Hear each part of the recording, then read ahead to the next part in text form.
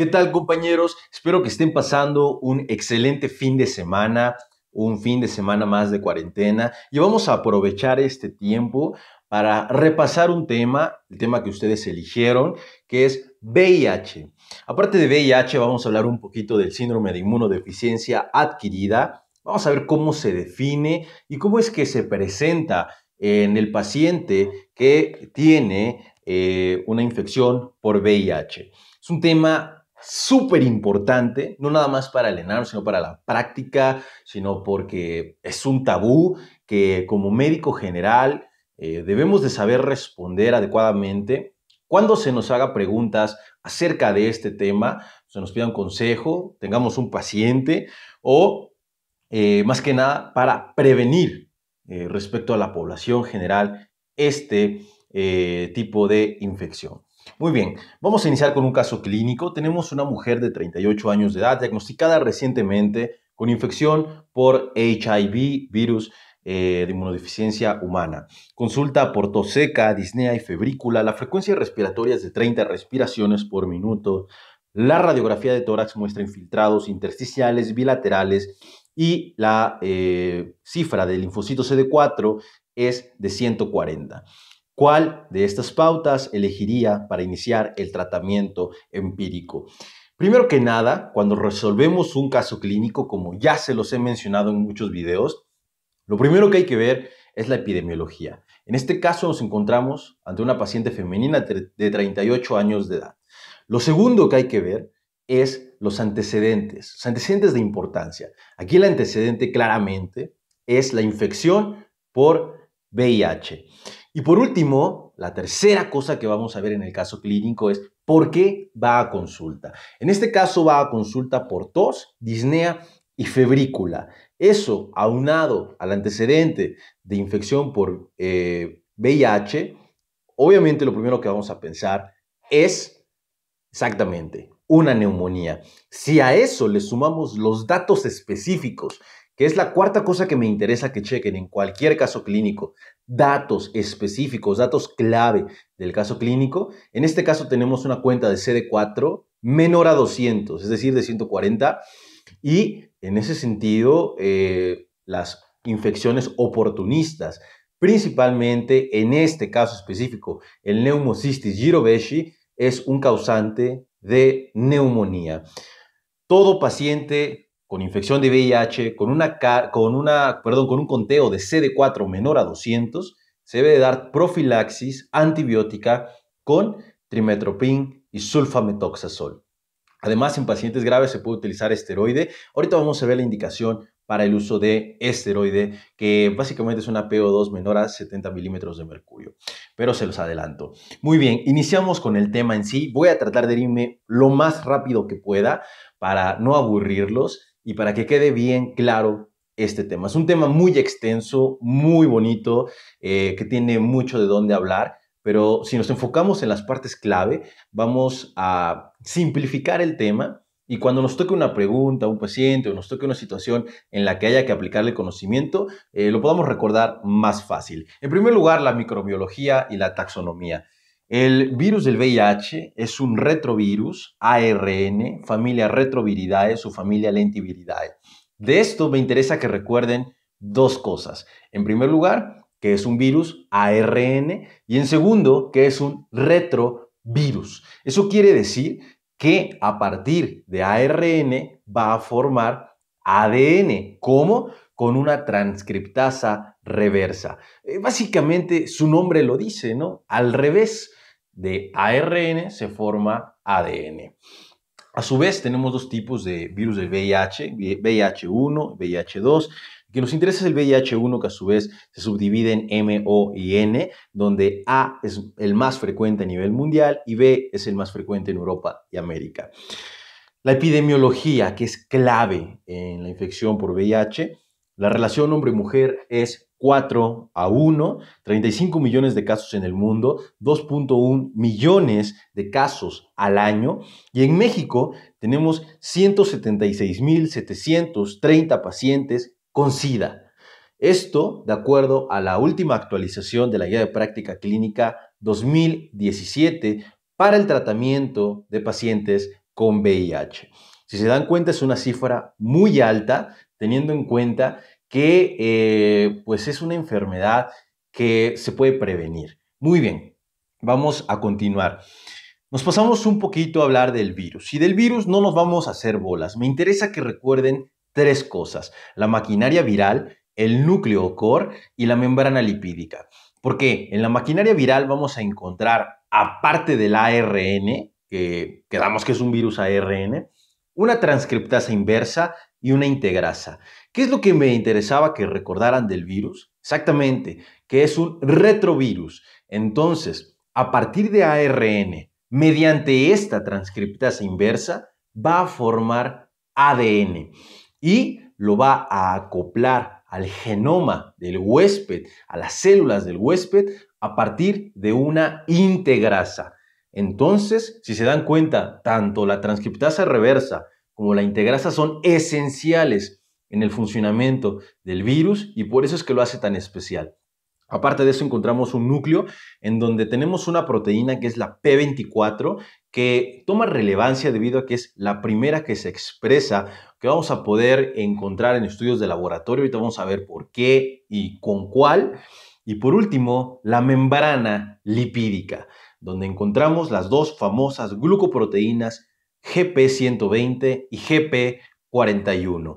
¿Cuál es la función de estas glicoproteínas? Unirse a la célula huésped y más bien iniciar la infección a través de esta unión con las glicoproteínas. Es decir, tienen la función de ser los antígenos, los cuales van a ser reconocidos por el huésped. ¿Qué células son las que se ven afectadas en el VIH?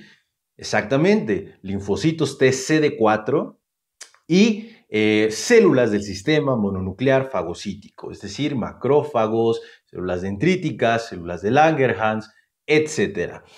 La transmisión es a través de tres formas: sexual, parenteral y vertical, donde la que toma mayor importancia es la vía de transmisión sexual. El coito anal receptivo es la principal forma de transmisión, seguido del coito vaginal receptivo, vaginal insertivo, anal insertivo y oral receptivo.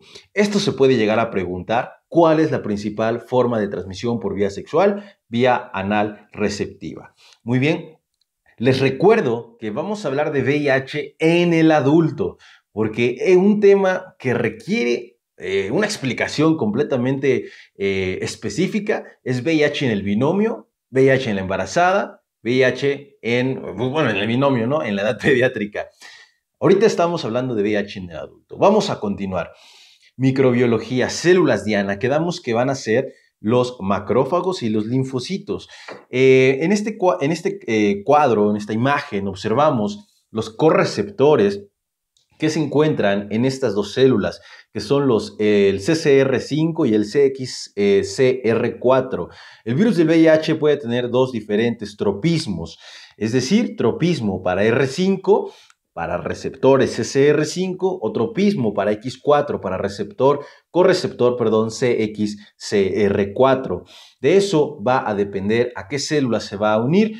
Lo más común es que sea a CCR5 y que se una a linfocitos, tanto macrófago. Los dos expresan este tipo de correceptores y esa es la forma por la cual el virus del VIH logra su unión a la célula e inicia el proceso de replicación viral y a su vez el proceso de infección y de destrucción de las células. Bien, todo el proceso que conlleva la infección por VIH. Eso es lo que me interesa que recuerden nada más: el CCR5, el CXCR4, y que se unen a través de la glicoproteína 120, que funciona como antígeno, el cual reconocen los CD4 y las células del sistema mononuclear fagocítico, principalmente macrófagos. La historia natural de la enfermedad del VIH básicamente se divide en tres partes. Respecto a la clínica, se van a presentar tres situaciones. La primera, el síndrome de infección aguda por VIH, que se va a caracterizar por los famosos síntomas A. Otra fase que encontramos son síntomas generales, cuando la carga de CD4 es menor a 500 y las infecciones por microorganismos oportunistas, cuando tenemos un conteo de CD4 menor a 200. Si se dan cuenta, la primera parte de la enfermedad inicia cuando tenemos la mayor carga viral y el menor conteo de CD4 al inicio. De ahí empieza a descender claramente. Pero corresponde la mayor carga viral con un descenso brusco de los CD4 para que inicie el síndrome de infección aguda por VIH. Además de eso, bueno, ahorita vamos a hablar un poquito de los síntomas A, B y C y por qué es importante en este tema. El diagnóstico es lo más sencillo de VIH. Vaya, cuando hablamos de VIH, el diagnóstico ya se lo deben de saber. Lo podemos hacer, más bien debemos hacerlo, en primer lugar con anticuerpos ELISA. Son inespecíficos y debemos de recordar que ante una prueba positiva hay que solicitar una segunda prueba y posterior a esto pasamos a el diagnóstico con anticuerpos Western Blot. El Western Blot es el diagnóstico confirmatorio de VIH y básicamente busca anticuerpos específicos. ¿Cuáles son los anticuerpos que va a buscar? Las glicoproteínas de las que hablamos. GP120 y GP41 que están en la membrana lipídica y P24 que está en el core. Western Blot es confirmatorio, no se me confundan con ELISA. Es una cosa básica que yo espero que ya sepan. Pasamos a recuento de CD4. Los recuentos de CD4 lo vamos a hacer una vez que tengamos diagnóstico confirmado de paciente con VIH. Y nos va a hablar del estado inmunológico. Permite estadificar la enfermedad e inicio y retiro de profilaxis. De aquí se basa exactamente el tratamiento profiláctico ante bacterias oportunistas. ¿Cuándo vamos a solicitar recuento de CD4? Al inicio de la enfermedad, a las 8 semanas de inicio de tratamiento y posteriormente cada 6 meses. Si tenemos una cuenta de CD4 continua por más de 5 años, se puede hacer de forma anual. Aquí tenemos un concepto importante que es respuesta terapéutica adecuada, que se presenta cuando hay un aumento mayor a 50 células en el primer año. Carga viral. ¿Cuándo vamos a solicitar carga viral? Cuando tengamos diagnóstico confirmado de VIH. ¿Sí? Es muy importante esta situación, no se me pueden confundir. Es el indicador más importante de respuesta a la terapia antirretroviral. Lo vamos a solicitar para vigilar la eficacia virológica del TAR y al inicio, a las 8 semanas ¿ya? Y posteriormente cada 6 meses. Es decir, vamos a solicitarlo en conjunto con el recuento de CD4. Y por último, el alelo B5701. Lo vamos a solicitar cuando iniciamos tratamiento antirretroviral, específicamente si vamos a utilizar abacavir. Ahorita les explico por qué. En esta parte voy a hablarles un poquito de cuándo vamos a solicitar las pruebas. Hay que recordar dos cosas. Esas son las dos cosas que me interesan de esta imagen. La fase eclipse, en donde no es posible diagnosticar mediante ninguna prueba la infección por VIH, que es los primeros 10 días, el periodo de ventana, que es de 3 semanas, en este caso, en donde es menor la carga, todavía no hay suficientes anticuerpos para ser detectados de forma adecuada y posterior a los 21 días ya podemos utilizar de manera más sencilla detección de anticuerpos mediante pruebas específicas que ya quedamos. ELISA no es tan específica, pero Western Blot va a buscar específicamente GP120, GP41, IP28. Eso es lo que me interesaba nada más, hablar de la fase de eclipse y del periodo de ventana. A su vez, la infección aguda, como se dan cuenta, inicia a partir de la tercera semana, es cuando hay ese pico de carga viral. El conteo viral está elevado y los CD4 están disminuidos. Muy bien, pasamos a la siguiente, diagnóstico serológico. Ya hablamos de que hay ELISA, de que hay Western Blot, de que hay conteo de CD4 y de que hay carga viral. ¿Cómo se hace el diagnóstico definitivo de VIH? Solicitamos una prueba presuntiva, ELISA, que es una prueba no específica. Si sale reactiva, solicitamos una segunda prueba. Si sale positiva nuevamente, es decir, reactiva, solicitamos prueba confirmatoria. ¿Con qué? con Western blot. Si sale positiva, solicitamos carga viral y conteo de CD4. En resumen, necesitamos 2 ELISAs positivo para solicitar nuestro Western blot. Eso es el algoritmo diagnóstico. Sí, obviamente te puedes hacer un Western blot desde antes, pero no es lo indicado. Hay que seguir las normas y la guía. En México la prevalencia es menor al 10% en personas asintomáticas, prevalencia de población general menor al 1% y en grupos de vulnerabilidad del 15%. Estudios a solicitar una vez teniendo el diagnóstico definitivo, quedamos que los que más interesan es conteo de CD4, porque así vamos a clasificar a la enfermedad, a la infección de VIH, y carga viral. Exactamente. Aparte de eso, pedimos obviamente muchos laboratorios, VH, química, algo importante, solicitar también serología para hepatitis, perfil de lípidos, glucosa, y si vamos a iniciar tratamiento antirretroviral, podemos solicitar un HLA-B500-701, ahorita vemos por qué. El diagnóstico oportuno, cómo se va a realizar, a qué personas le vamos a solicitar prueba rápida, prueba ELISA. Candidatos para detección del VIH, personas con factores de riesgo, se debe realizar anual. En personas homosexuales de 13 a 24 años, realizar detección cada 3 a 6 meses. Individuos que buscan detección de DTS al momento, persona considera inicio de TAR y las demás indicaciones que tenemos. Bien. Clasificación de la infección por VIH. Vamos a tratar de irnos un poquito más rápido ya que llegamos a la parte medular, a la parte que estaban esperando. La sintomatología, los CD4 y la famosa clínica A, B y C. La clasificación de VIH se divide en dos, clínica e inmunológica. La clínica se va a dividir en A, B y C. La clínica A se va a presentar cuando se da la primoinfección, se presenta como un síndrome retroviral agudo, fase asintomática y linfadenopatías. Es característico en este caso, por ejemplo, un síndrome mononucleósico con linfadenopatías, megalias, malestar general, etc. Lo que quiero que recuerden, la perla de los síntomas A, son las linfadenopatías. En segundo lugar, tenemos la clasificación de síntomas B. Principalmente vamos a encontrar penias e infecciones por bacterias oportunistas no graves. Ahorita las vamos a repasar. Y por último, las infecciones oportunistas o síntomas C. Estos son los síntomas más importantes. Son 20 enfermedades que se deben saber de memoria, porque esto, compañeros, define el SIDA.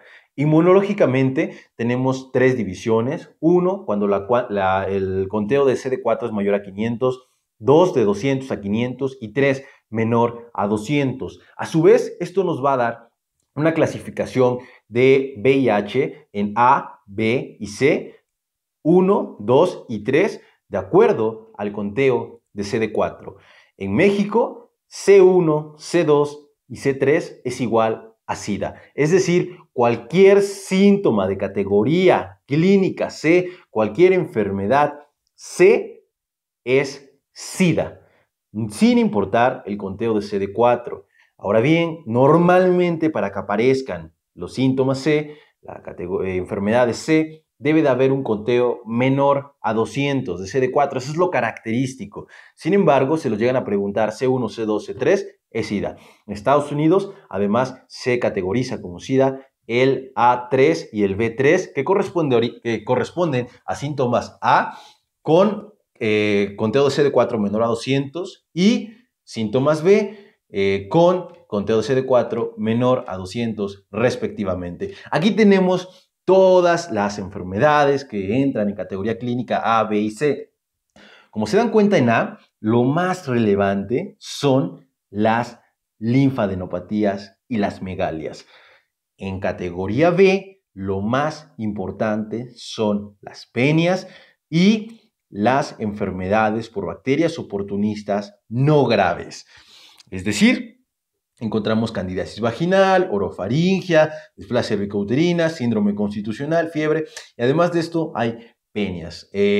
No están marcadas aquí, pero es característico también. Y por último, categoría clínica C, son 20 enfermedades que simplemente se deben de saber de memoria, que como les dije, definen a el SIDA. Vamos a hablar un poquito de estas enfermedades, de las principales que siempre se preguntan en el ENAM. Sé que me estoy poniendo un poquito técnico, pero créanme que viendo este video nada más van a saber todo lo que necesitan saber de VIH. No necesitan nada más. Muy bien. Les hice un cuadro que se los voy a poner en la página de Facebook. Les voy a compartir, de hecho, esta presentación, porque es un tema que necesitan leer. No hay deben de leerlo, de aprenderlo, de memorizarlo, de entenderlo para poder verdaderamente dominarlo. Bien, Pneumocystis jirovecii es el clásico que se pregunta. Es un organismo micótico, produce neumonía. El diagnóstico se hace con azul de toludiano, plata, y bueno, va a aparecer normalmente en una cuenta de CD4 menor a 200. Profilaxis con trimethoprim y se suspende cuando los CD4 sean mayor a 200. Toxoplasma gondii genera encefalitis, puede causar convulsiones, se presenta con un conteo de CD4 menor a 100. Indicación de profilaxis IgG positivos antitoxoplasma con un conteo menor a 100 con trimethoprim y lo suspendemos cuando los CD4 estén mayor a 200 por 3 meses. Si se dan cuenta, lo que quiero que recuerden es el agente infeccioso oportunista. ¿Qué es lo que provoca y su característica? ¿Cuándo está indicada la profilaxis y cuándo normalmente aparece de acuerdo al conteo de CD4? Eso es lo que se deben saber de memoria. Pasamos al Cryptosporidium, que produce afectación gastrointestinal, principalmente diarrea crónica, se adquiere en agua contaminada, aparece con CD4 menor a 100. No hay una indicación franca de cuándo utilizar el tratamiento. Solamente se recomienda que en todos los pacientes con VIH, pues obviamente tengan las medidas de precaución para evitar infección por Cryptosporidium. Tuberculosis, importantísima, les prometo que se los van a preguntar. Cuenta de CD4, no hay una relación específica, pero empieza a aparecer alteración en la prueba de intradermorreacción con una cuenta de CD4 menor a 200. Aún así hay que buscar tuberculosis desde el inicio en todo paciente con VIH, como con la intradermorreacción de Monteaux, con una radiografía de tórax para valorar que no haya una infección por ahí.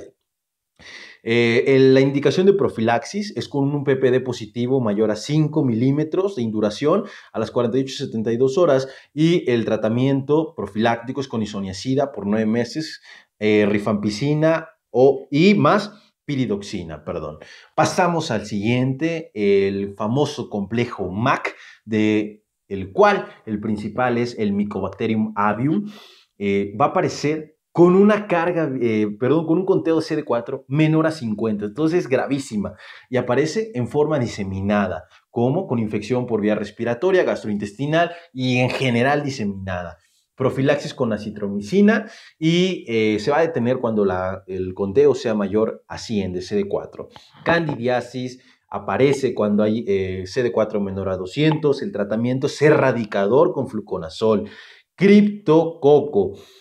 La característica es que produce por inhalación de levaduras en excremento de palomas, aparece con un CD4 menor a 100, tratamientos con fluconazol y eso es lo importante. Por último, CMV y virus de hepatitis B y C.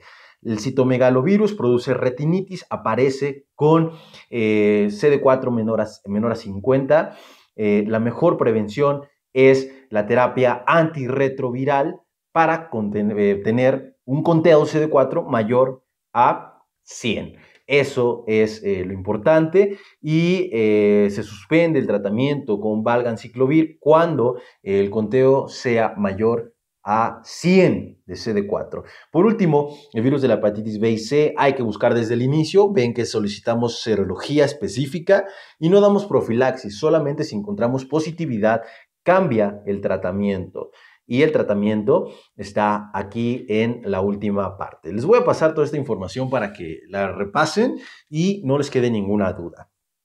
Por último, la infección por VIH nos puede generar afectación en el sistema nervioso central, un aumento en la producción de neoplasias, donde destaca el cáncer cervicouterino y el cáncer anal por infección por VPH, linfomas de alto grado y, por último, sarcoma de Kaposi. El sarcoma de Kaposi es un tumor compuesto de bandas intercaladas de células vasculares envuelto en una red de fibrina y colágena, las cuales origina la proliferación de células endoteliales.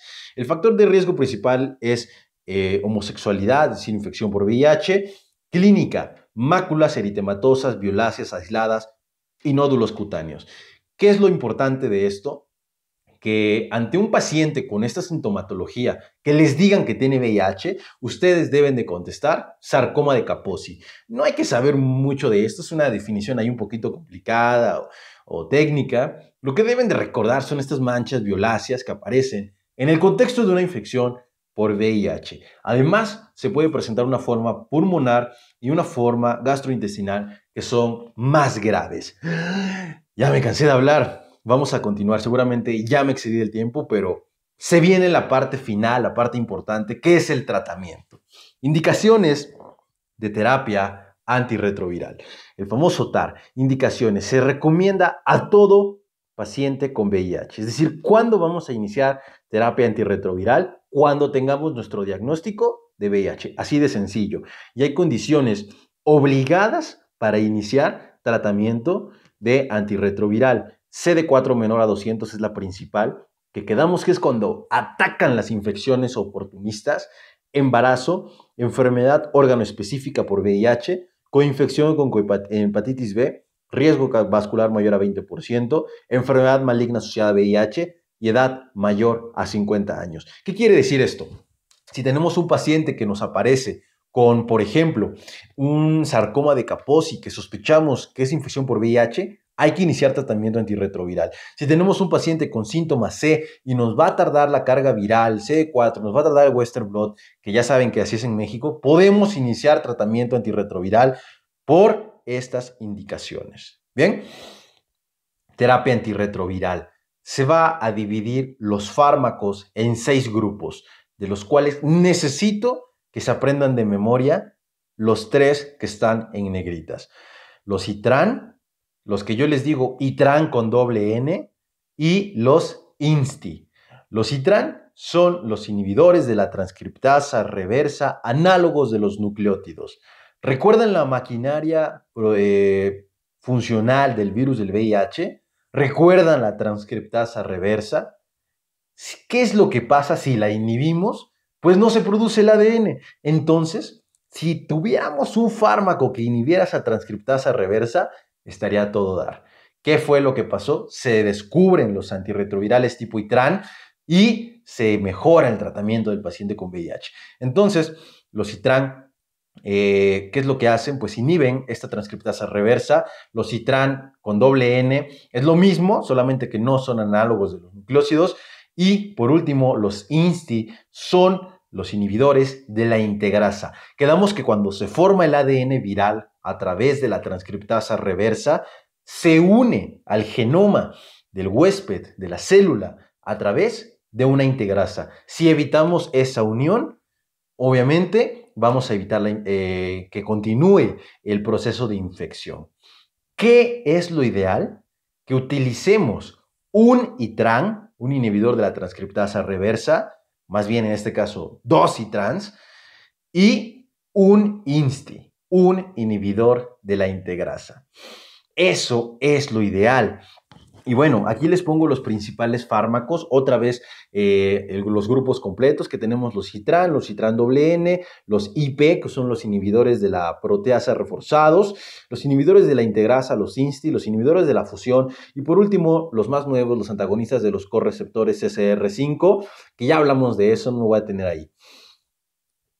Los principales ITRAN que deben de saber son estos y se los deben de saber todos, porque les pueden preguntar qué fármacos utilizar. Los ITRAN son abacavir, emtricitabina, lamivudina, tenofovir y sidobudina. Esos son los que me interesa que recuerden. Los ITRAN con doble N, me interesa que recuerden uno, el efavirenz. Aparte de eso, la neviparina también es importante. De los IP, deben recordar el ritonavir y los INSTI, que es la base del tratamiento, el dolugetavir y el Bictegravir, que es el más nuevo. No es la base del tratamiento, pero es lo que va a determinar cómo vamos a mezclar nuestros fármacos. La Guía de Práctica Clínica 2017 nos dice lo siguiente, que se prefiere utilizar dositran y un INSTI. También nos dice que podemos utilizar dositran y un nitran con doble N o dositran y un inhibidor de la proteasa. Muy bien, pero lo ideal es utilizar dos inhibidores de la transcriptasa reversa análogos de los nucleótidos y un inhibidor de la integrasa. Ese es el tratamiento que se deben de saber de memoria, porque por GPC 2017 y ahorita como van a ver por última actualización 2019, ese es el tratamiento de elección.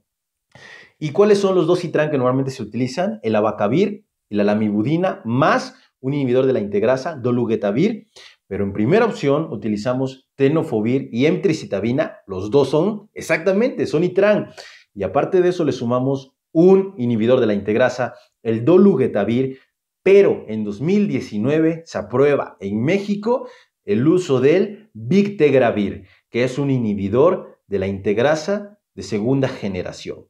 No se me hagan bolas. Lo que quiero que recuerden es que el tratamiento de elección es dositran y un INSTI, es decir, dos inhibidores de la transcriptasa reversa análogos de los nucleótidos y un inhibidor de la integrasa. Vamos a darle en la madre a la maquinaria de replicación del VIH. Eso es lo que estamos buscando, darle en la madre a esa maquinaria de reproducción. Y los fármacos, recordamos que cuando utilizamos abacavir hay que utilizar prueba diagnóstica antes de eso, HLA, ¿Por qué? Porque si es positiva, no podemos utilizar el abacavir debido a que puede producir reacciones adversas severas. Bien, pasamos a esta parte en donde es la última guía actualizada en el 2019 del CONACYDA. Y para México nos dice que el tratamiento de elección es los formulados de una sola tableta, en donde utilizamos el Bictegravir y aparte de eso TAF y FTC. ¿Qué es TAF y FTC? Vamos a regresarnos a esta parte para recordarlo y para que quede bien claro, TAF, tenofovir y el otro que es FTC, emtricitabina. Tenofovir y emtricitabina. El que aquí le puse número 1. Tenofovir y emtricitabina más Bictegravir es el de elección. La GPC nos dice que podemos utilizar dolutegravir, que es lo mismo, es un INSTI, pero el Bictegravir es más nuevo y es el de elección. Además de eso, nos dice que como segunda opción podemos utilizar ABC y 3TC, que es abacavir y lamivudina, junto con dolutegravir. Por último, nos dice que fórmulas que no vienen en una sola tableta, dolutegravir más, en este caso también, es TAF y FTC, es decir, tenofovir y emtricitabina, perdón. Ese es el tratamiento de elección. Hay que repasarlo, no hay de otra, pero si les puedo dejar algo es recordar que son dositran y un INSTI, los dos principales citran, abacavir y lamivudina y dolutegravir, y el tenofovir y emtricitabina más dolutegravir. Ese, compañeros, es el tratamiento de elección y que se deben de saber de memoria. Aquí les dejo otra parte en donde hablamos un poquito donde se habla en la guía de práctica clínica de las reacciones adversas de los fármacos. El efavirenz está contraindicado en el embarazo y la principal sintomatología que provoca es alteración del sistema nervioso central y alteración neuropsicológica. Además de eso, el tenofovir, ¿qué es lo que nos va a generar? El tenofovir, diarrea, alteración renal, los inhibidores de la proteasa, diarrea y principalmente alteración de los lípidos, dislipidemias. Por último, los inhibidores de la integrasa, como el dolutegravir y el Bictegravir, pueden presentar efectos secundarios neuropsicológicos. Eso es lo que les pueden preguntar, no hay mucho más. Y por último, unas definiciones bien específicas respecto a falla terapéutica. Falla inmunológica es incapacidad para el recuento de CD4, es decir, solicitamos un conteo de CD4 y nos dicen, ¿sabes qué? No tiene CD4. Eso es falla inmunológica. Falla virológica, 2 cargas virales consecutivas por encima de 1000 copias a partir de los 6 meses iniciado el tratamiento antirretroviral. Aquí puede haber duda. Hay algunas literaturas que nos dicen que falla virológica es por encima de 200. Sin embargo, la GPC es bien enfática y la OMS también lo es. Falla virológica es carga viral por encima de 1000 en 2 ocasiones.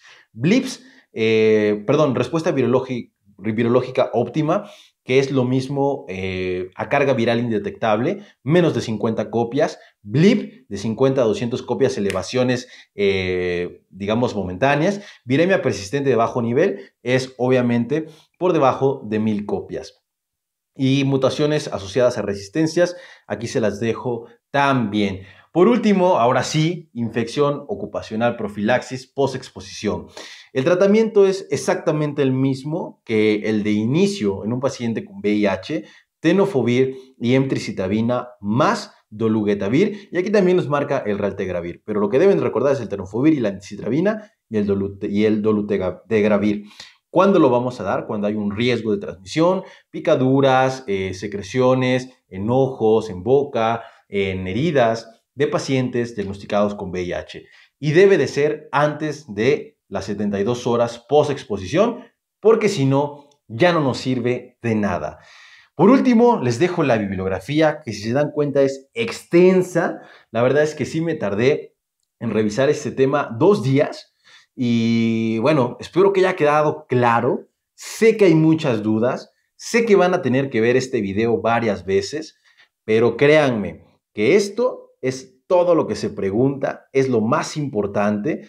Y si le van poniendo pausa, lo van revisando de nuevo, estoy seguro que van a resolver muchísimas dudas. De todas maneras, les dejo la información, las diapositivas en la página de Facebook para que las tengan y las repasen porque este es un tema que hay que repasar, no hay de otra. La verdad es que yo les puedo hablar aquí ahorita 1 hora, que seguramente es lo que tarda el video, y puede haber aún muchas dudas.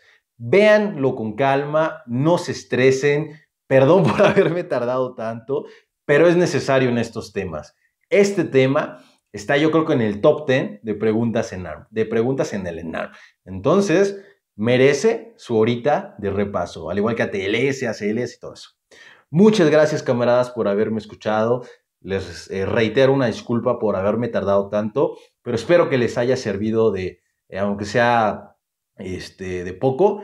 Pero bueno, cualquier duda, cualquier pregunta, ya saben que trato de responder los comentarios a la brevedad y ahí andamos. Vamos a seguirle poniéndole ganas al ENARM, que cada vez está más cerca. Cuídense mucho y saludos a todos, camaradas.